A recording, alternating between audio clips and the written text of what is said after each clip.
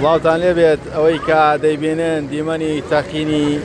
بۆریەکی ئاوی ماڵانە لە نزیک قوتابخانەی ئەحمەد موختارجاب لە قەزای شارەزور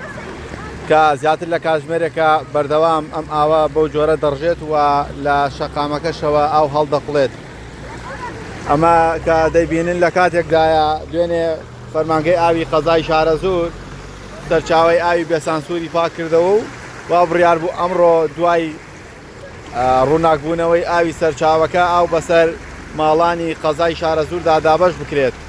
ئەمە کە دەیبینن یەکەم پرۆسەی دابەشکردنی ئاوی ماڵانە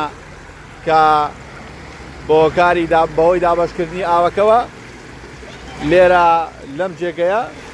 بۆریەکە تەقیوە و ماوەی کاتژمێرێکە ئاوی سەرچاوەی بێسانسوور بە فیرۆ دەچێت. جگە لەوەی کە ئەم ئاوا تەقینی ئەم ئاوا نزیکە لە قوتابخانەی ئەحمەد موختارجاب کە قوتابخانەیەکی سەرەتاییە و مەترسی بۆ ئەو منداڵانە هەیە کە بەم شەقامەدا تێپەڕ دەبن یاخود ئەو قوتابیانەی کە بەم ڕێگەوە